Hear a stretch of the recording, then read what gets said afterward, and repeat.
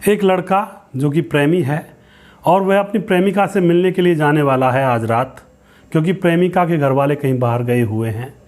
वह खुशी से उछल रहा है और प्रेमिका से मिलने की बेताबी में वह लोगों से बड़ा हंस कर बात कर रहा है। शाम होने का इंतज़ार करता है और शाम जैसी होती है तो वह एक मेडिकल स्टोर में जाता है और वहाँ से पावर बढ़ाने की गोलियाँ अपने जेब में रख लेता है और प्रेमिका के पास जा पहुँचता है और पावर बढ़ाने की ओवरडोज ले बैठता है। उसको लग रहा था कि आज रात बस सारे सुख उसे प्राप्त हो जाएं।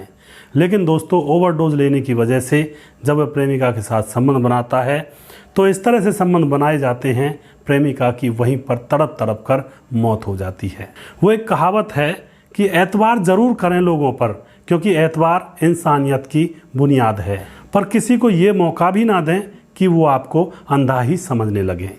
नमस्कार, मैं हूं सुदेश कुमार और तिरछी बात चैनल में आपका स्वागत है। यह घटना उत्तर प्रदेश के उन्नाव की है। उत्तर प्रदेश के उन्नाव में एक आनंद नाम का लड़का रहा करता है जिसकी उम्र 25 साल है। वह एमए का स्टूडेंट है, एमए फर्स्ट ईयर कर रहा है और एमए फर्स्ट ईयर करते करते वह जॉब भी कर रहा है। दोस्तों, एक दिन वह शेयर चैट चला रहा था तो शेयर चैट पर उसकी मुलाकात एक पूनम नाम की लड़की से होती है जो कि 20 साल की है। दोनों ही सुंदर हैं, दोनों ही एक दूसरे के प्रति आकर्षित हो जाते हैं और दोनों ही एक दूसरे से चैट में बातें करने लगते हैं। कुछ दिनों तो इनकी चैट पर बातें चलती हैं और फिर कुछ दिनों के बाद यह एक दूसरे का फ़ोन नंबर ले लेते हैं। फ़ोन नंबर लेने के बाद घंटों घंटों तक एक दूसरे से लगे रहते हैं, रात दिन। अब यहाँ पर क्या होता है, कुछ समय बीत जाता है दोस्तों।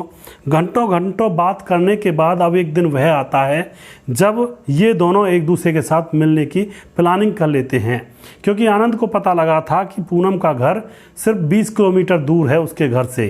तो अब जो आनंद होता है वह पूनम से कहता है कि यार, हम तो बहुत नज़दीक के रहने वाले हैं, फिर हम मिल क्यों नहीं रहे हैं, सिर्फ फ़ोन पर ही बात क्यों करते हैं। तो पूनम कहती है कि कोई मौका आने दो, जैसे मौका आएगा तो तुम्हें मैं मिलने के लिए अपने घर पर बुला लूँगी। अब एक दिन वह मौका आ ही जाता है।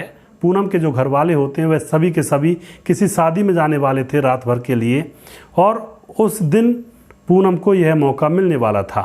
अब वह पूनम जो होती है वह अपने प्रेमी आनंद के पास फ़ोन करती है और डेट बताती है कि उस तारीख को मेरे सारे घर वाले एक शादी में जाएंगे और मैं घर पर अकेली रहूँगी, क्योंकि मुझे वह ज़्यादा शादियों में ले नहीं जाते हैं। अब तुम उस रात को आ जाना मेरे पास और फिर यहाँ पर खूब बातें करेंगे, खूब एक दूसरे से प्यार करेंगे। अब दोस्तों, वह तारीख आ जाती है। तारीख जैसे ही आती है तो जो आनंद होता है वह बहुत ही खुश हो रहा था कि आज उसको अपनी प्रेमिका से उसकी मुलाकात होगी। आनंद एक मेडिकल स्टोर पर जाकर पावर बढ़ाने की गोलियां खरीद लेता है और जेब में रखकर उन गोलियों को पहुंच जाता है अपनी प्रेमिका के दरवाजे पर। रात के 10 बजे का समय था। प्रेमिका के घर पर सिर्फ प्रेमिका पूनम ही थी, घर वाले कोई नहीं थे। जाकर वह चुपके से दरवाजे पर थपकी मारता है तो पूनम अंदर से दरवाज़ा खोलती है और अपने प्रेमी को घर के अंदर बुला लेती है। पहले तो वह बैठकर खूब बातें करते हैं, एक दूसरे से गले लिपटकर एक दूसरे को प्यार जताते हैं और फिर वहाँ पर कुछ खाने के लिए बनाया जाता है चटपटा और फिर उसको वह दोनों बैठकर खाते हैं साथ में। और अब बारी आती है संबंध बनाने की। जो प्रेमी आनंद होता है वह ओवरडोज खाकर बैठ जाता है और इंतज़ार करता रहता है कि अब संबंध बनाने हैं। दोनों एक कमरे में जाते हैं और दोनों के संबंध बनने लगते हैं। दोस्तों, एक दूसरे से खूब प्यार कर रहे होते हैं, लेकिन ओवरडोज की वजह से जो आनंद होता है वह रुकने का नाम नहीं ले रहा था और जो लड़की है उसको दर्द हो रहा था। वह ज़ोर ज़ोर से चिल्ला रही थी क्योंकि उसकी ब्लीडिंग होना चालू हो गई थी और उसको बहुत असहनीय दर्द हो रहा था। लड़की आनंद से रुकने के लिए कहती है, लेकिन आनंद रुकने का नाम नहीं ले रहा था। जब आनंद संतुष्ट हो जाता है तो वह देखता है कि उसकी प्रेमिका को तो ब्लीडिंग हो रही है, खून से पूरा बिस्तर भीगा हुआ है। अब यह देखकर वह घबरा जाता है। जो उसकी प्रेमिका होती है पूनम, वह कहती है कि मुझे हॉस्पिटल ले चलो, मुझे कुछ हो गया है।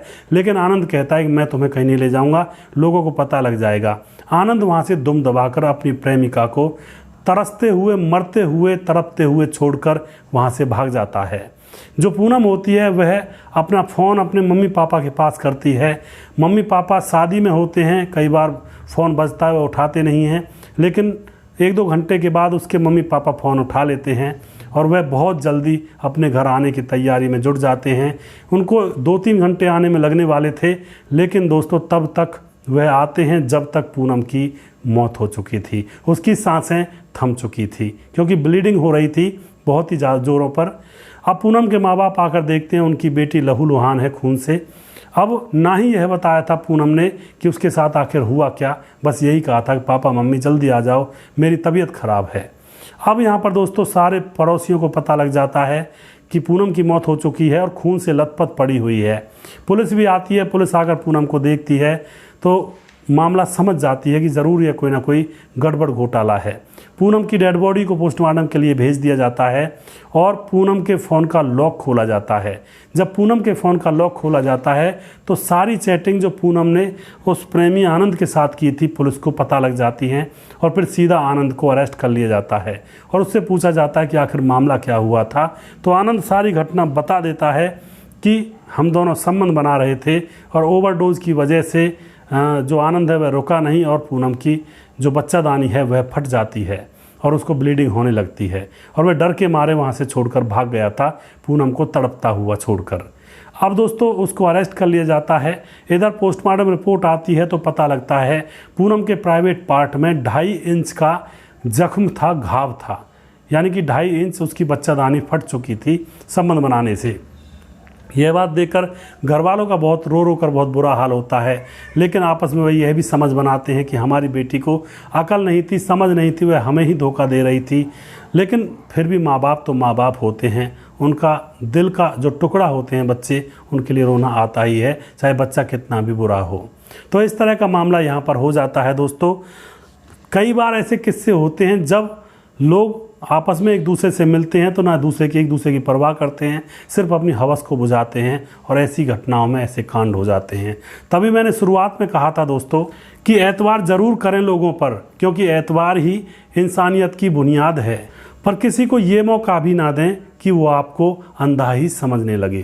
दोस्तों जीवन को प्यार से जिएं, भरपूर जिएं, नियम और कायदे कानून से चलकर इस जीवन को जिएं तो मज़ा कुछ और ही है। अगर अय्यासी में और 2 नंबर के कामों में और फालतू की चीज़ों में ज़िंदगी को लगाएंगे तो वहाँ पर जान जाने का खतरा है और पूरे समाज में अपमान होने का खतरा है और इंसान कहीं का नहीं रहता है। जब एक बार उसका चरित्र खराब हो जाता है, लोग उसे फिर उसी नज़र से पूरे जीवन भर देखते रहते हैं। तो जीवन के अंदर कभी भी ऐसे कृत्य ना करें, अपने जीवन को बचाएं और पूर्ण आनंद से जिएं, माँ बाप के हिसाब से जिएं, माँ बाप के कहने का अनुसरण करें, क्योंकि माँ बाप अपने बच्चों को सही राह दिखाते हैं, चाहे वह डांटते ही क्यों ना हो। दोस्तों अगला प्रोग्राम बहुत जल्दी फिर से लेकर आऊँगा, तब तक आप खुश रहें, सावधान रहें। जय हिंद, जय भारत।